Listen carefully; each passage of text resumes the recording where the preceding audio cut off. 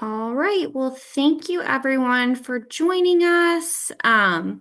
Welcome to the June meeting for the Rural Learning Community. So, on behalf of the American Cancer Society and the National HPV Vaccination Roundtable, I want to thank you for taking time out of your busy schedules to join us today, whether that's live or via recording in the future. Um, so we will be offering live CME and CNE credits for today's session. Today's session will be focused on the use of small media for boosting HPV vaccination and cancer screening in rural communities. I'd be remiss if I didn't acknowledge that June marks the 20-year anniversary of the HPV vaccine coming to market. There are many organizations that are celebrating the 20-year anniversary happening this month, so I hope you all can join one of those celebrations to learn more about the impact that's been made over the last 20 years. To celebrate this milestone, feel free to add in the chat your name, organization, and the different ways that you're celebrating or acknowledging the 20-year anniversary of the HPV vaccine. And then I do want to note that this program is supported by a grant from the Centers for Disease Control and Prevention of the U.S. Department of Health and Human Services. If you want to go to the next slide. So for those that have not met me, Anna, if you could go back one slide. Perfect. So for those that haven't met me, I'm Ashley Locke, Program Manager for Knowledge Translation at the American Cancer Society. I have the privilege of leading the rural learning community as a part of a dedicated team at the American Cancer Society and the National HPV Vaccination Roundtable that's working to improve HPV vaccination, cancer screening, and support for rural communities. If you want to go to the next slide. So as always, we have a robust agenda. In just a minute, we'll be doing a quick poll. Following, you'll hear from Rachel Kellogg, an HPV-related cancer survivor. After Rachel's story, I'll do a quick didactic presentation on small media interventions, and then we'll have a robust panel discussion where you get to hear from a variety of panelists who are going to share their experience using small media to increase not only HPV vaccinations, but cancer screenings too. I do want to share a few quick reminders. So as always, our rural HPV vaccination learning community sessions are recorded and posted to a public-facing website. So please turn off your camera if you don't want your image recorded. This session is certified for live CME and CNE credits. We've added a link to the chat that's going to detail out CME information for today's session. I do want to note that none of the planners or speakers for today's session have anything to disclose. And we ask all of our participants to stay muted until our panel discussion. However, the Zoom chat will be open for questions and support. If you want to go to the next slide. So for today's session, we'll be focused on the following learning objectives.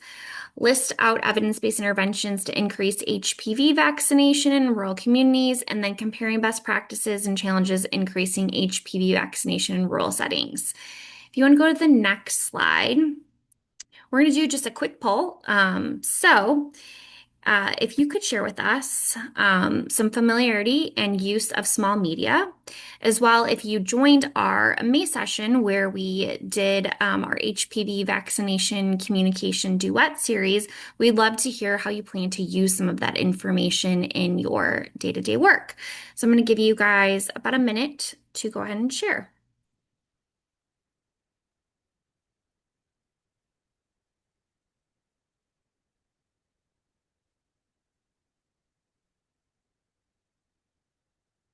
And as you guys are sharing and doing the poll, I'm going to read off a couple of things that were shared in the chat. St. Jude is doing a 20-year celebration on Friday, talking about the 20 years of HPV vaccination in the United States. So there's some information in the chat, so please feel free to join if you can.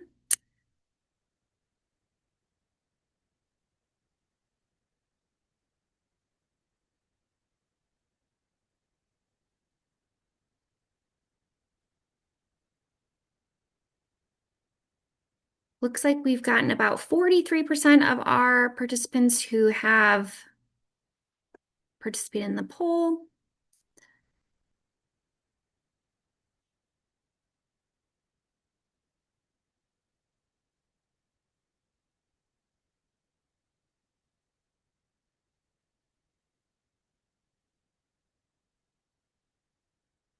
About 59, 60%. I would love to get to 70 if we can.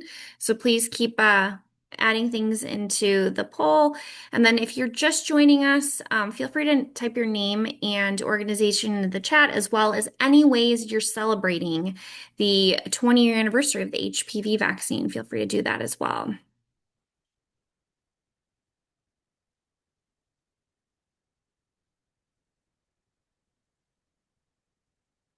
All right.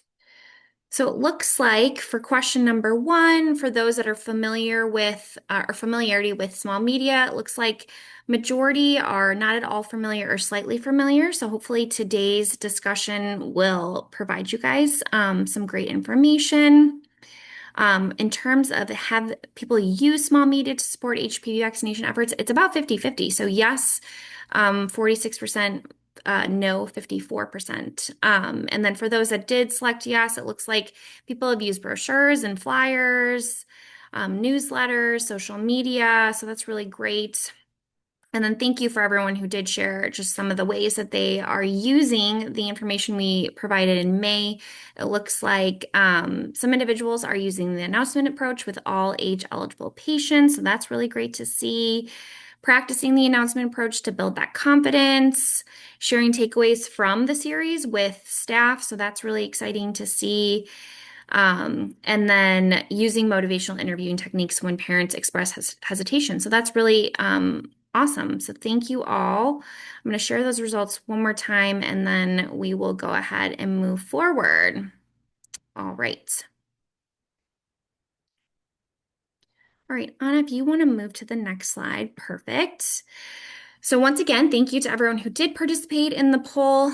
So I want to take a moment to recognize that June is Cancer Survivors Month, and we are celebrating all HPV-related cancer survivors. So with that being said, I'm excited to introduce Rachel Kellogg, an HPV-related cancer survivor. Rachel's full bio is going to be added to the chat, as well as a way to connect with her. So Rachel, feel free to take it away. Thank you very much, Ashley, and thank you all for allowing me to join you today. I'm excited to be sharing my story. If you want to move on to the next slide, we're ready to go. So this is my story of my experience with cervical cancer. I think the story of diagnosis is probably more interesting than the actual cancer story, so I'm going to focus more on that journey toward getting a diagnosis. Next slide. So this all started in 2006 when I was 24 and the HPV vaccine came about, and I knew about Gardasil. I knew what it was. I knew the link between HPV and cervical cancer. And I never sought out that vaccine, and my doctor never recommended it for me because I was married at the time, and I thought, well, I probably had all the exposures that I'm going to have in my life, so I don't know that this is going to benefit me. So I passed on it, which was the dumbest thing I've ever done in my life, because you never really know where life is going to take you. And a couple years later, that marriage ended, and by the time I nursed my wounds and was ready to get on the dating scene again, I was 27. And at that time, I was too old to be eligible for Gardasil, so I didn't have the opportunity to get it. So I went about my life. I got married, had a baby, grew in my career, just life happened. And during this whole interval, I was faithfully getting my pap smears and really thought I was protected from cervical cancer. It wasn't going to be an issue with me because you catch it way before it becomes cancer and you treat it before you even have it. So I wasn't all that worried. I thought I was about as likely to have cervical cancer as I was to have prostate cancer. But after a really busy period at work, I realized that I was about 6 months behind on getting my PAPs. So I called the doctor to schedule that appointment and make sure I got that taken care of. I wasn't really concerned about it.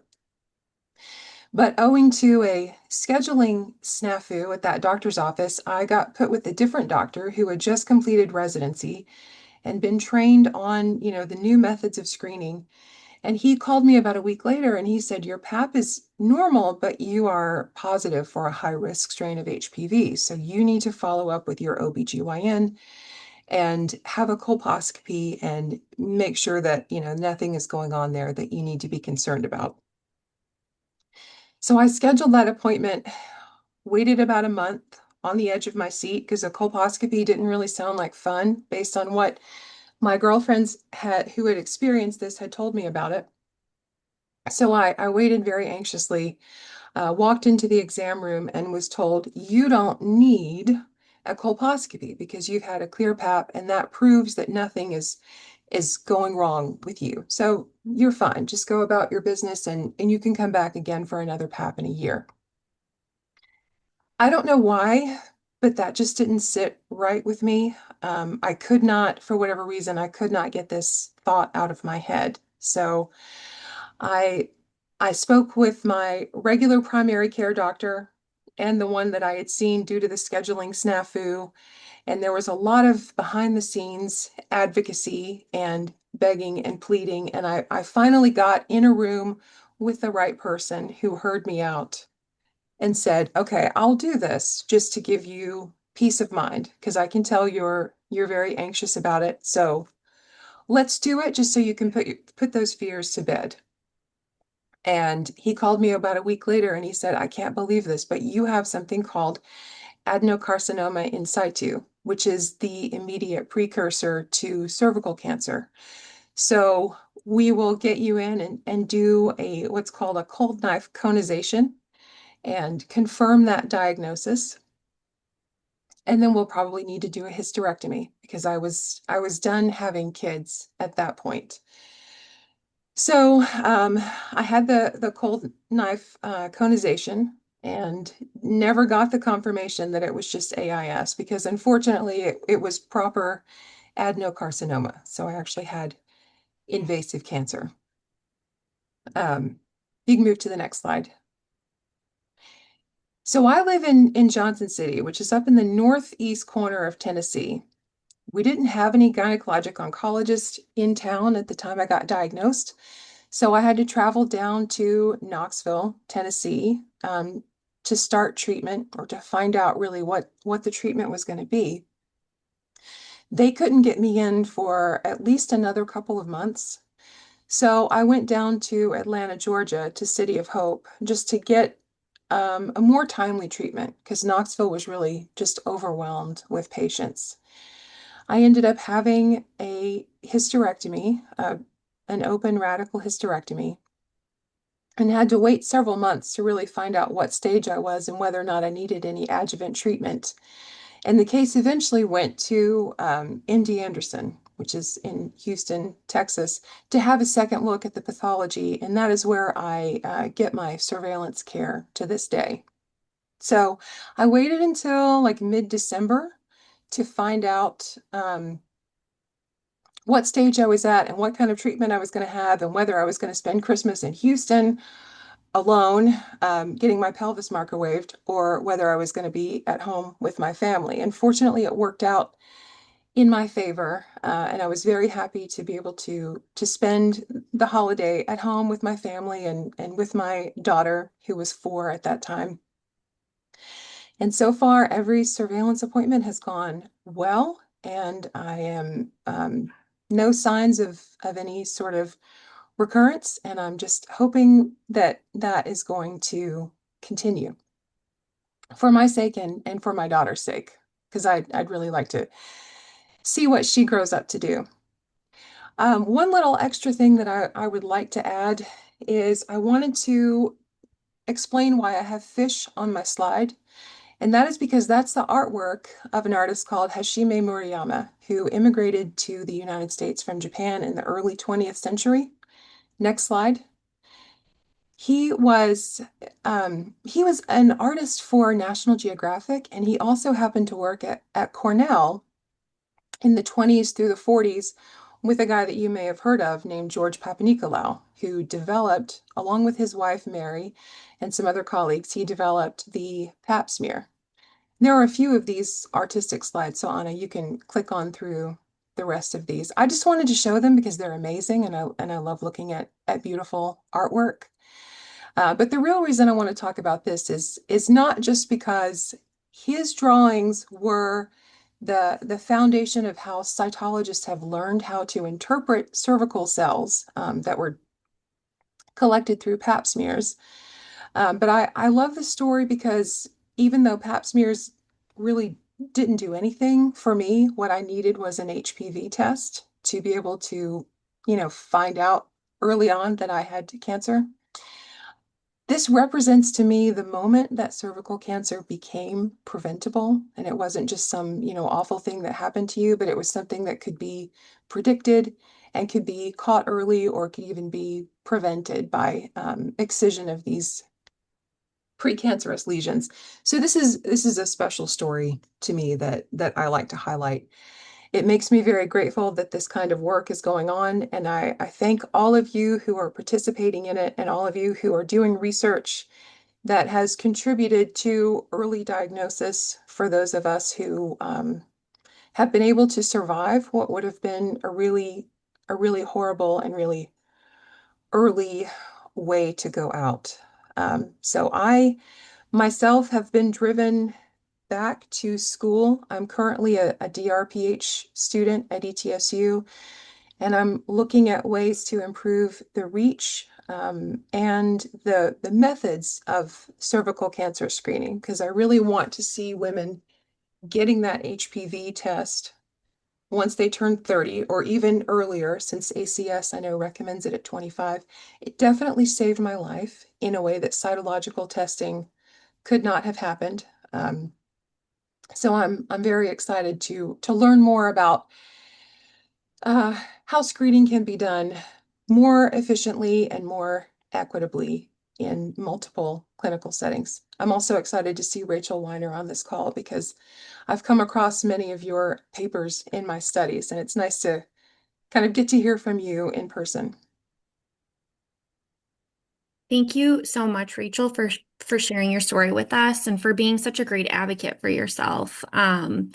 You have such a powerful story, and I'm excited to see what you're going to do with all the work that you'll do with your PhD. So, and just want to thank you for being really open and willing to share, your story with us and to anchor it into the real lives and the real impact that the HPV vaccine and cervical cancer screening can do. So, your story is really meaningful and a reminder of why we have these efforts to increase HPV vaccination in rural communities are so important. So thank you. And I appreciate that you're going to stay on and be a part of the rest of the session. So we are going to just move over to our didactic presentation for today. And this is just going to be very short, just to kind of get us ready for our panel discussion on small media. But before we do, I do want to just do a quick discussion on what evidence-based interventions are. So, EBIs, or evidence-based interventions for short, they're proven prevention or screening strategies backed by research that deliver real, measurable results. You may also hear the term evidence-informed, which combines the best available research with professional expertise, community preferences, and local context. And why evidence-based interventions and evidence-informed interventions are so important is that there's a higher likelihood of success because we know that they have improved outcomes. They're cost efficient because they're proven strategies that save time and resources, and they have stronger credibility because they add clarity and impact when communicating plans to the patients and our different stakeholders. If you want to go to the next slide. There are three buckets of evidence-based interventions that can be used for cancer prevention and screening. There's patient-directed, provider-directed, and improving community access. We know that interventions are best done when in combination, so it's important to have a multimodal plan and not just rely on one intervention to do all that work. If you want to go to the next slide.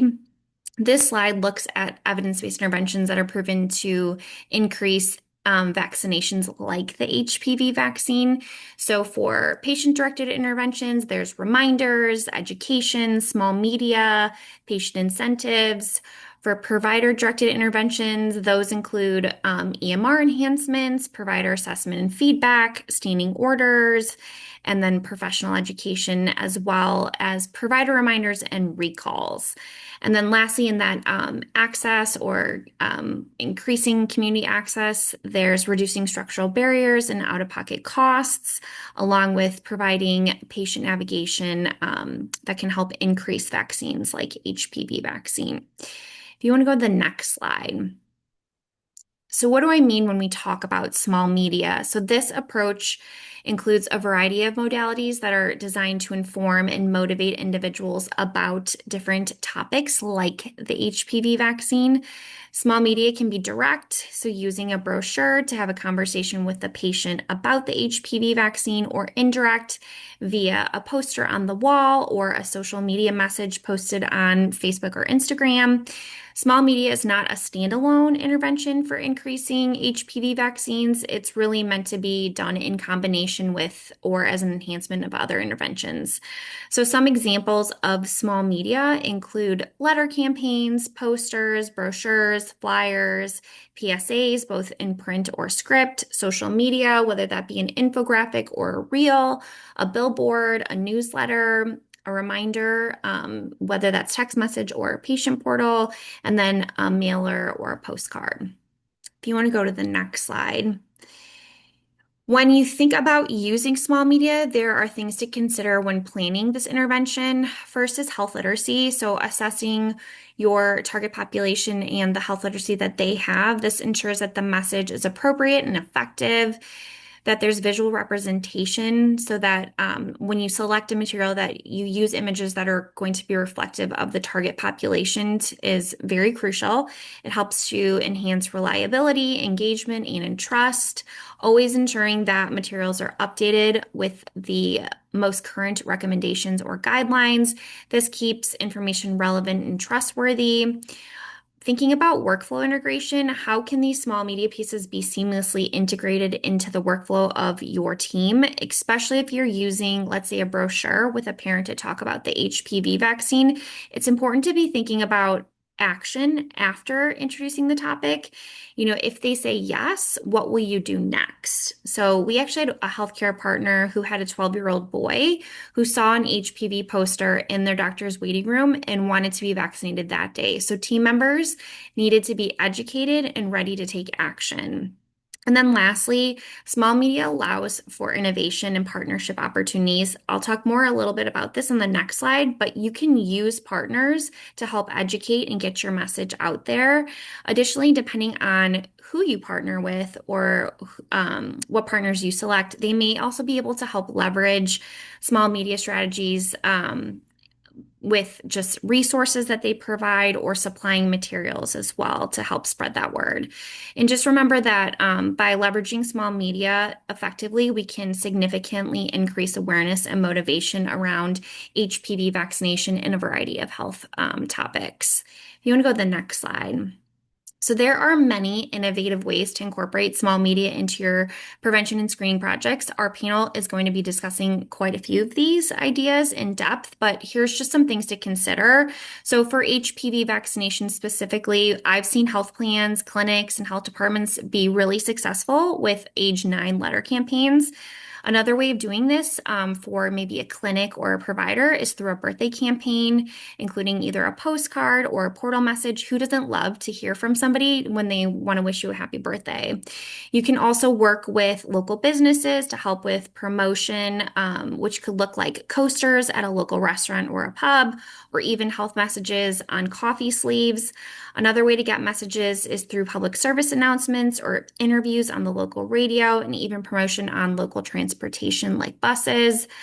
Another way we've seen success is through community health partnerships like a local pharmacy where staff wear HPV vaccination buttons or brochures that are attached to pharmacy script bags, especially with those who are age eligible.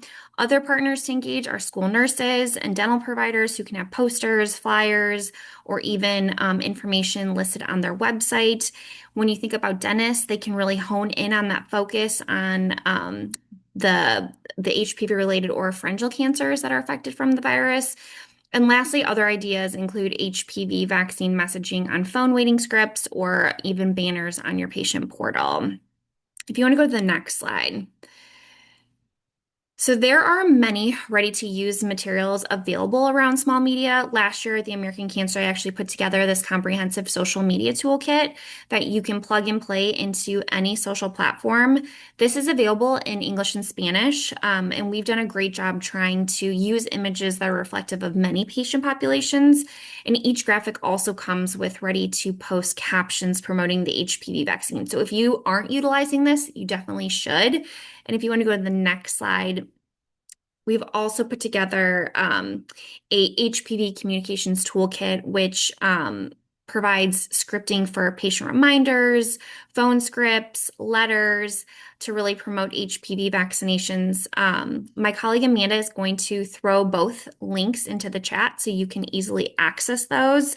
And then, as always, both the American Cancer Society and the National HPV Vaccination Roundtable have materials, patient-ready materials as well, which we've linked in the resource roundup, and those can help to support small media messages as well. So please use them. You do not have to reinvent the wheel. They're ready for you to use and access. If you want to go to the next slide.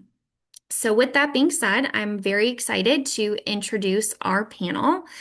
So we have Jessica Davies, who's a health director at the Panhandle Public Health District in Nebraska, Dr. Lynn Durham, who's president and CEO of the Georgia Center for Oncology Research and Education, Dr. Kathleen Porter, assistant professor of research at the Department of Public Health Sciences at the University of Virginia, and then lastly, Dr. Rachel Weiner, who is a professor of epidemiology at the University of Washington. So I am excited to have them all join. Anna, if you want to go ahead and stop screening or sharing your screen, sorry. I am going to start with Jessica. Jessica, if you want to share a little bit more about your HPV vaccination and screening work and the use of small media. You bet. So as Ashley said, my name is Jessica Davies. I'm the health director at Panhandle Public Health District in rural Western Nebraska. We do serve a 12 county area, about 83,000 residents. That is a landmass the size of Massachusetts and Connecticut combined, so it's very large. I've been here for 22 years, and HPV was one of the areas that we wanted to focus on. We were able to work with our state health department for some funding opportunities to then focus more intently on it. Overall, we have seen decreasing vaccination rates that we've been working on very intentionally, but especially with HPV. And so we wanted to work on some pieces with seasonal vaccines and see if there was a linkage there for messaging. But then we also had run across the YH9 messaging. So we focused on building a health literate, scientifically grounded campaign that's aligned with that message. We used a mix of small media, posters in clinics, provider messaging, billboards, social media ads, radio messaging, print placements, and materials at community events. So people were seeing a consistent message wherever they were. A key strength of the campaign was the trusted voices behind it. We partnered with a locally well-known cancer treatment physician who is highly recognized across the region. Many community members were already familiar with him and trusted him, which helped reinforce the credibility of the message and increase its impact. We also prioritized making sure our message resonated with youth. We do have a youth advisory council. That's something that's come to fruition in the last couple of years at Panhandle Public Health. And what they do is they give us feedback on all things public health, but especially messaging. And that is a really incredible structure for us, but they played an active role in shaping our messaging to ensure they were understandable, they were relevant, and they were reflective of youth perspectives, especially rural youth perspectives. This included incorporating input directly from our local youth, and that strengthened both our authenticity and our effectiveness of our outreach. One piece that really stood out was our radio ad. It was very catchy, and when people anecdotally from community members and partners, they indicated it really stuck with them, and it was something they remembered and talked about. So that kind of recall was hard to measure formally, but it was a strong signal the message was resonating. Also, as we kicked off, it was a really unique time in our area. Every year, the Nebraska Cattlemen, they have a Cattlemen's Ball, and their focus on that is cancer prevention. And that was happening in our area right when we were getting ready to kick off. So very serendipitous, but it really created a natural amplification of our message because they were already heightened awareness around cancer prevention across the region. Perfect. Thank you, Jessica. I'm excited to learn more. I'm going to have Lynn. Lynn, if you want to come off mute and share a little bit more about your efforts with small media. Sure, I'm happy to. Hi, everyone. Lynn Durham. I'm president and CEO of a nonprofit called Georgia Core, the Center for Oncology Research and Education.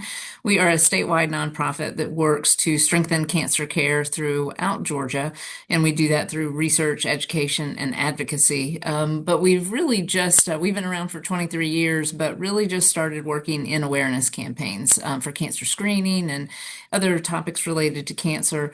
We have not done an HPV campaign yet, but that is on the list, and we hope to do that. But we did start this year with a colorectal cancer awareness campaign, especially for people 25 to 45. We decided to target that group because we know that there is an increase nationwide on people younger than 50 who are being diagnosed with colorectal cancer. And so we worked with an agency to try to figure out how we reach people throughout the state. So Georgia's a large state. We have 11 million people and 159 counties, but 120 of those counties are rural.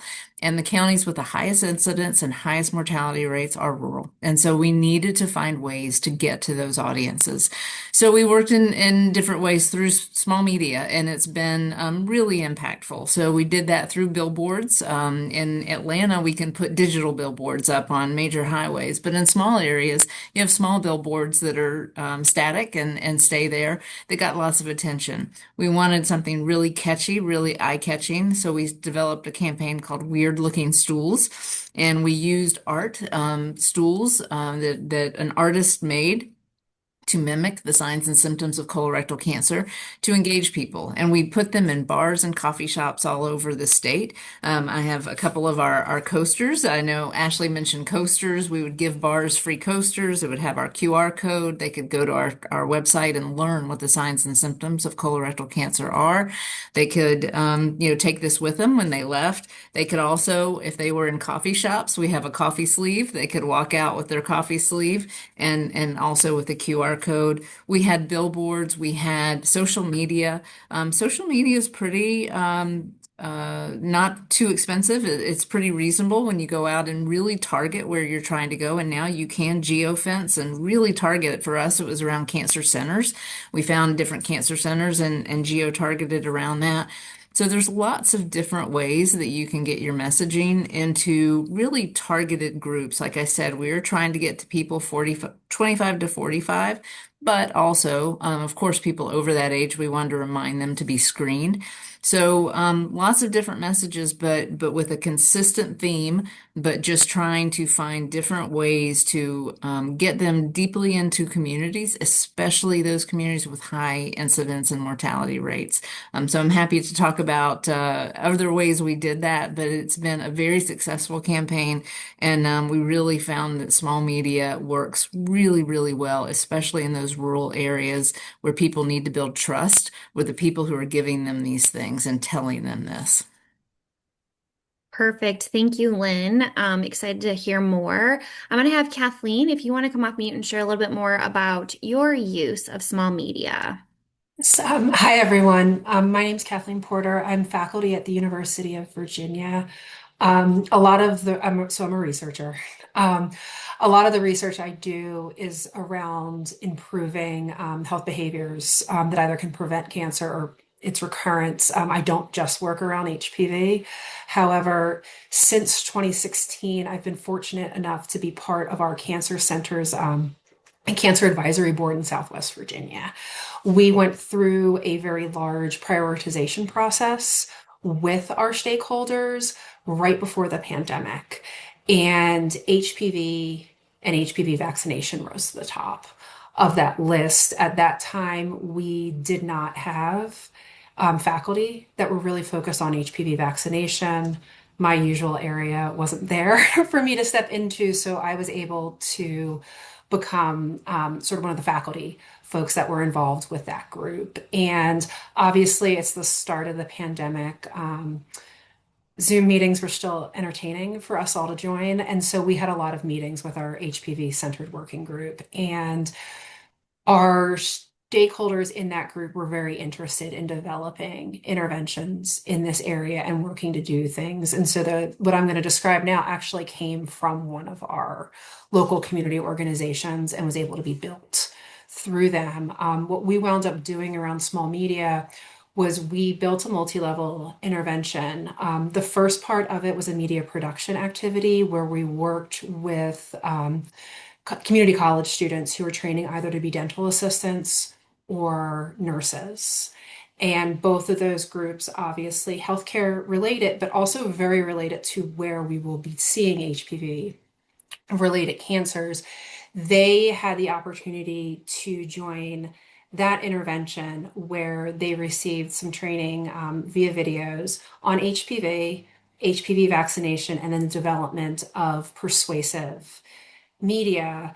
And we really centered it on the development of public service announcements. And so two of our stakeholders they were actually involved in both of those programs, which helped us have that connection. And we wanted to do that media production campaign for two reasons.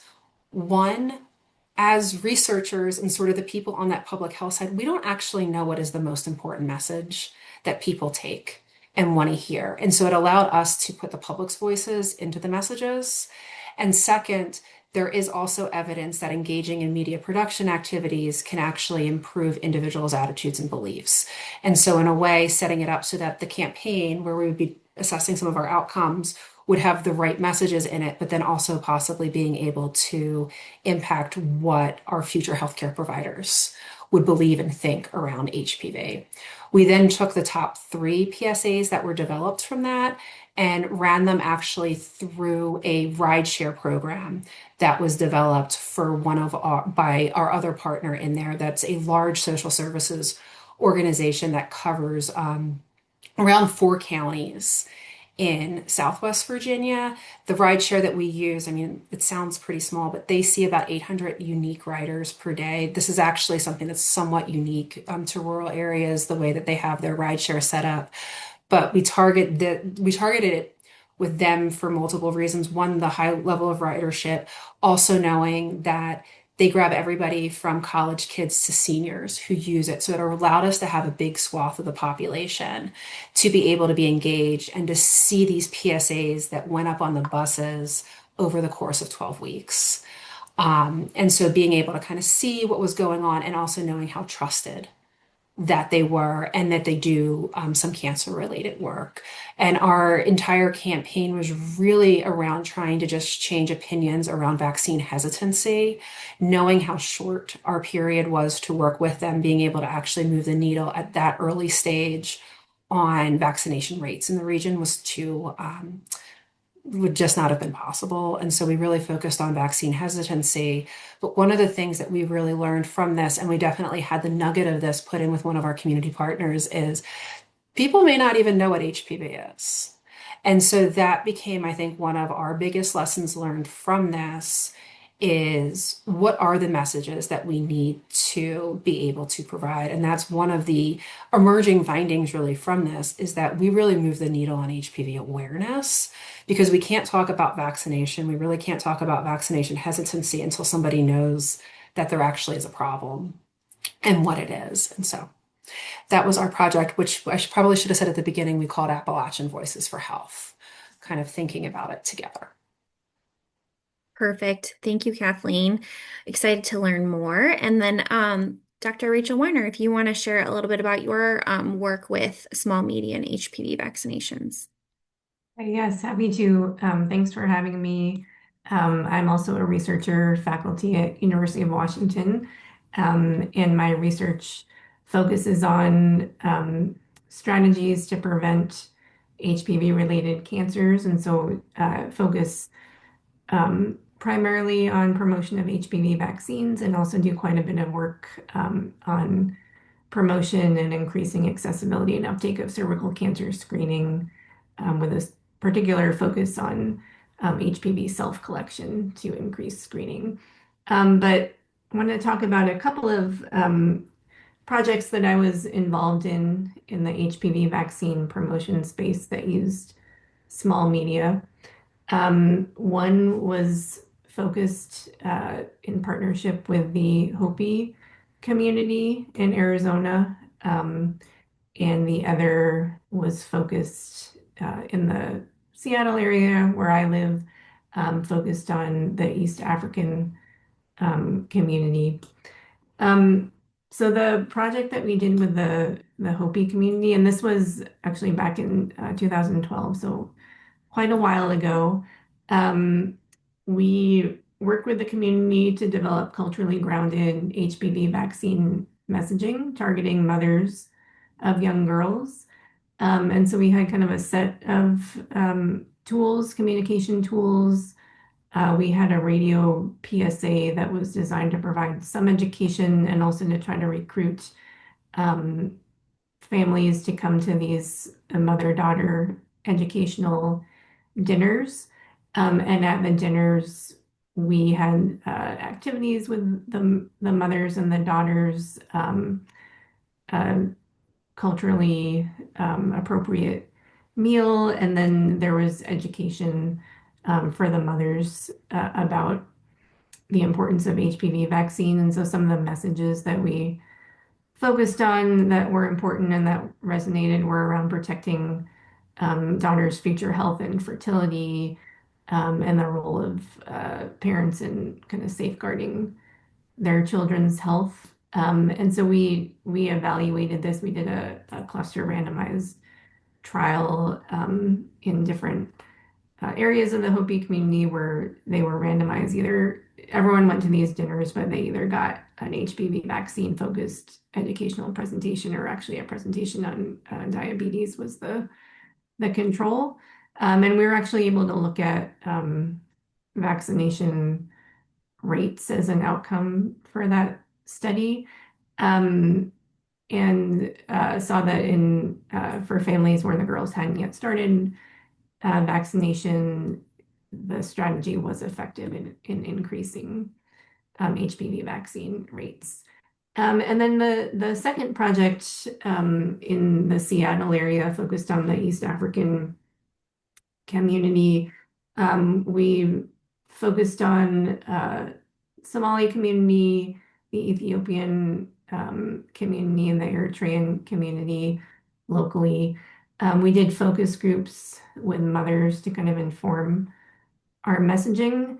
And we also had mother-child dinners. We included boys also in those dinners and had education for the mothers. But one of the fun things we did was actually develop a comic book for the adolescents. So the adolescents at those dinners came and they actually also got an educational piece because they got the comic book and we assessed their kind of knowledge and attitudes before and after. But the comic book was really fun to develop. We got very lucky that we had a master's student in health promotion working with us who happened to be like a fabulous artist. And, this was about 10 years ago. So, no AI tools or anything to develop this kind of thing. She drew everything. But some of the messages that we focused on, the comic book had three scenes. One was in a kind of the uh, adolescents in their high school or middle school classroom with a visit in their health class from a doctor. One of the things we learned from focus groups that was a point of confusion was confusion about HIV versus HPV. So that was kind of one of the things that came up in that scene with the interaction with the doctor and the students. The second scene was a group of adolescents walking home and talking about, they were a little hesitant to get HPV vaccine because it would be painful, but it wouldn't be as bad as studying for their upcoming math test. And then the third scene, we had kind of multi-generational with an adolescent girl, her mother, and her grandmother talking about it. So the daughter is kind of bringing it up because she learned about it in her health class. And one of them kind of messaging, because one of the concerns was about that it might promote premarital sexual activity. And so kind of using the metaphor that, you want to have your seatbelt on before you start driving so that you're protected. And then it was a similar content. We developed three versions, one for each of the three communities. Similar content, but the characters were drawn a little differently to reflect different communities and the names of the characters as well. And we weren't able to measure actual impact on vaccine rates in that study, but we were able to do kind of pre-post tests on knowledge and found it increased the adolescents' knowledge, and the education for the mothers increased the mothers' knowledge and acceptability. Thank you. Perfect. Thank you for giving us an overview on both those projects. So I'm going to ask Lynn and Kathleen this question, but in your experience, which populations responded most strongly to small media and why? So I'll go with Lynn first and then Kathleen. Okay. In my view, the younger audiences really reacted very favorably to small media. I think they are very adept at using QR codes. They, really engaged with what we had out there in the different forms that we had them. And also, I think rural audiences appreciated that we had something in their backyard, that it wasn't just Atlanta where we put up posters and did things, that we had things in their communities as well. I think sometimes rural communities feel forgotten, and to be able to be there in their towns and showcasing the campaign and what we were trying to do, those really factored in. So I think between really the younger population and the rural populations, they really engaged with what we did. Perfect. Thank you, Lynn. Kathleen, what are your thoughts in terms of which populations responded most strongly to your interventions and why? So with the social media campaign on the buses, we generally across all of the groups had good satisfaction findings from our surveys. And we did have a good range of age of individuals who were completing those surveys. So I would say it kind of went across the age spectrum. We did have a pretty, I want to say focused. I mean, if you were on the bus, you were seeing it. So it was very accessible to everyone. It didn't necessarily need to be accessed through more technological areas. The students for the media production campaign, those who completed it, also seemed to very much enjoy it. Um, we did run in with them into some little hiccups just for how we actually delivered the intervention, because it wound up for the nursing students kind of getting put on top of like, here's some extra credit you can do, versus with the dental students where it was more integrated into their class. And so that limited their engagement with it, but sort of a different take. Good to know. Ashley, I'm sorry if you don't mind. I wanted to say one other thing real quickly, and we tried to target African American bars, restaurant owners of bars, restaurants, and coffee shops. And we found one of our lessons learned: we didn't put in the work to build trusting relationships with those groups, and it didn't work. We tried in March during Colorectal Cancer Awareness Month and just kind of threw it out there, thinking that we would have this uptick, and we did not. And I think so much of that was because, again, we didn't put the time and effort and work into building a trusting relationship with them, so they knew what we were doing, why they were part of it, what they could do to help those efforts. And so I just wanted to put that out there, that you need to, with these different populations, put the time and effort into it. That's a really great point, Lynn. And actually brings me to another question that I'd love to ask Jessica and Rachel, if you guys would share, how can small media help to support and boost trust building within hesitant communities? I guess, are there design elements, color, image, layout that should be considered? So, Jessica, I'll have you go first and then Rachel. Yeah, that's a great question. And it does lead into that. It really does come down to trust and who is delivering that message and whether people see themselves in it. For us, that meant using trusted local providers, incorporating youth feedback from focus groups, and designing materials that were culturally and linguistically appropriate. So we learned that visual design matters, using colorful graphics, imagery shaped by audience input. And the goal was really that it's approachable, it's clear, it's not overly clinical, And then making those materials available in both English and Spanish was essential for building the trust across the communities. Perfect. Thank you, Jessica. Rachel? Yeah, and I would just echo all of that. So very similar. I think, if there's resources to co-design addition, if you're not using, off-the-shelf materials and you have an opportunity to co-design with the community to find out what messages resonate with them, what design elements, translation, and definitely key in the educational presentations and our projects was definitely identifying uh, either health providers or community health workers or members of local community advisory boards to lead those presentations was key. Perfect. Thank you. I'm going to throw this out to the whole group and whoever would like to answer, but how can organizations with really limited budgets still produce high impact small media? I guess if you guys want to share your experience or if anyone wants to elaborate. Sure, I'm happy to do that. I think our biggest takeaway is that you don't need a large budget, and it's really about that clear message and that smart placement. We feel like we maximized our impact by aligning with existing national campaigns instead of creating everything from scratch. Leveraging radio because it's still very effective in rural areas, and then using community events that are already built in, that have already built in attendance, like the Cattlemen's Ball, the Latina Red Dress event, the Pride events. So we're building into those and then partnering with providers and the schools for distribution. That's been key for us to stretch our resources in a very large geographic area. That's One a of really our ways was to use survivors, to ask survivors to do videos for us and had short videos on our website and on our social media and other places to tell their story. We know stories matter. People listen to stories, they identify with stories.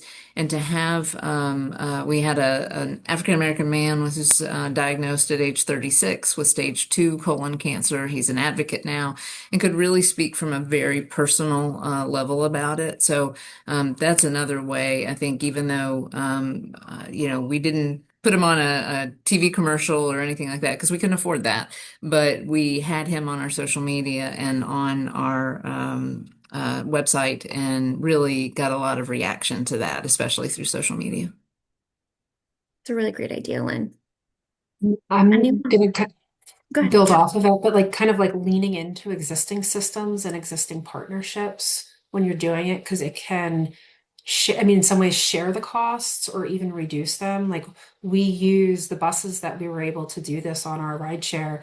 That was our partner's system, so we didn't have to worry about trying to figure out how are we going to get it up there, how are we going to pay. They wanted to do it. They were bought in to being able to do it, which allowed us that opportunity, which really, really helped. And then leaning in and using local sources for development. The students did develop the PSA concepts, but we did have a local graphic designer go ahead and try to basically create sort of like parallelism between them so you could kind of tell it was a campaign that worked together. And that also was able to fit into our budget. And then also being able to use that to put money back into the community as opposed to kind of taking it outwards. That's a really great point, Kathleen. Thank you. Um, I'd love to end with just sharing some lessons learned. I know that you all have had successful small media projects, but I know that there's probably some challenges you had as well. So I don't know. We'll start with Jessica if you want to share anything kind of last minute with things to consider. Yeah. I would just say in terms of our lessons that trusted messengers matter. I think we're hearing a resounding theme on that, and that local providers do make a difference. Audience input does improve effectiveness. Our focus group and youth feedback shaped better materials for us. And then bilingual messaging was essential. We saw stronger engagement in our Spanish language outreach. So that was a good outreach mechanism. And then just the timing with high visibility cancer preventions like the Nebraska Cattlemen's Ball that was happening. It was perfect. But we really feel like implementation takes time. And the things like the poster distribution and social media setup required more effort than we did expect. Thank you, Jessica. Lynn, any lessons learned? I would just say really partnerships matter, and I think everyone knows that, but sometimes you tend to do things all on your own, and there's no way we could have done this campaign on our own. We got our hospital partners, we had stools in hospitals, and they did through their foundations and their communications what to get the word out with regional cancer coalitions around the state, the Georgia Cancer Control Consortium. We just really leveraged every partnership we had because we couldn't afford to get it all out there, but they could help us do that. So that would be my biggest piece of advice. Thank you, Lynn. Kathleen, any last I'm minute advice? going to say partnerships as well, but choosing partners that expand your vantage point and your thinking on it, not just getting everybody who's in the same lane. Again, that early partner who was like, you might need to just think about them being aware of HPV really was helpful thinking that it probably would not have, we probably would have made some different decisions earlier on if she hadn't pointed that out. And I think the other thing is start small. We framed this as a feasibility trial. And so we were collecting information about the process in little bits and pieces as we were going on and not blowing it out to scale at first, but kind of keeping it small so that we can iterate on it and kind of keeping within, we did this on a pretty small budget. Thank you, Kathleen. And then Rachel, any last minute advice? I would just say if you can, when you're building your tools, if you can kind of think forward to if you need to adapt them in any way to be able to do that. One example is sometimes, vaccine guidelines change where we move to recommending starting at age 9 or for cervical cancer screening materials, guidelines change. And so um, if you're going to develop something like a comic book, thinking about how you could adapt it if guidelines change, or we had like a video for HPV self-sampling where we needed to actually edit part where the guideline had changed, and you want to, if you can think about a way to do that where you're not going to have to spend a lot of money again to make those changes, just that foresight can be valuable, I think. That's really great advice. Well, thank you all for being a part of today's session. I really appreciate it, and for sharing your successes and your challenges. So many great things shared in today's discussion. We are going to wrap up today's session. So, Anna, if you want to go ahead and pull up the slides, perfect. We're going to do a quick poll and then share some resources to support your work and talk through some next steps. So, if you want to go to the next slide. As always, we love feedback, and so we're going to do that through a quick post-session poll. So please share with us, did you learn anything new today from today's session, and which small media interventions do you plan to implement in the next 6 to 12 months? So as you're doing that, as always, I'm going to share some more information with you as we wrap up. In case you missed the announcement, or this is your first time joining our session, we do have a new landing page on cancer.org within our ACS knowledge translation section. So it includes an overview of what we do in the ARC network and how we do implementation science at the American Cancer Society. This landing page serves as the hub to all of our knowledge translation programs, including the rural learning community. It shows how you can register for sessions, access materials, and explore shared resources. We always encourage you to bookmark this and share the link with others. And my colleague Amanda is going to add a link to the chat. If you want to go to the next slide. Our learning materials library is your central hub for everything when it comes to session recordings, slide decks, and CME information. We've included all of those from when the series started back in 2024 to now, and you can revisit those sessions at any time. So once again, bookmark this. Amina's going to share it in the chat. Next slide. Our resource roundup is your one-stop shop for ready-to-use tools. You'll find a wide range of resources, including continuing education, quality improvement templates, and even resources like our implementation guide and evidence-based interventions overview, which is what I use for today's didactic presentation. We're constantly building and refining this resource. So if you have a resource you'd like to have us feature, please feel free to reach out to me, or you can drop it in the chat as well. I'll make sure that any of the the presenters from today's panel that they're also linked in the chat for, or linked in the resource roundup for you to be able to utilize in the future. If you want to go to the next slide. As always, we encourage you to take a few clear action steps. First, find a way to integrate small media into your organization. Brainstorm what's going to work best and think about who you can partner with. Tailor small media to your audience and your community. Not only think about what will work best for your organization, but think about the community. So think about that next step. And if you do need to design a small media piece, review what's available. There's tons of things already out there, and think about who you might be able to partner with to also support you in designing small media. Small media is not a standalone. It needs to be reinforced with other interventions like a strong recommendation. So use materials that reinforce that message. Small media can be used to correct any misinformation or myths. For example, you can use social media posts, especially from our social media toolkit. Leverage resources and multiple platforms. Use materials that are readily available. You don't need to recreate the wheel, and there's so much already out there, like I've shared. And don't forget to use a variety of platforms to get the message out there. This includes digital platforms like social media. And lastly, I know many of our presenters said this, but start small and take action. Identify one strategy you can implement this month. The summertime is prime time when we're talking about vaccination and prevention. So this is an opportunity to hang up, one poster or one flyer in your waiting room to get that ball rolling. If you want to go to the next slide. I shared this in our May session, but our American Cancer Society has a new wave of the QI Resource Consulting Program, or QUIRC for short. It offers no-cost quality improvement coaching for cancer centers and primary care systems serving disproportionately affected populations. Teams receive data-driven QI support focused on solving real-life patient access and care challenges. So there's a QR code, and there will be a link in the chat for the program overview. If you want to go to the next slide. I want to thank you all for joining today's session. We're taking the month of July off as it's busy for many reasons, including the holidays, summer vacations, and it's, like I said, prime time for back to school season, including getting vaccinations. So use the month of July to get patients in and get them vaccinated. We'll see you again on August 12th, where we'll be talking about trusted messengers. Until then, thank you for everything you do to support rural communities.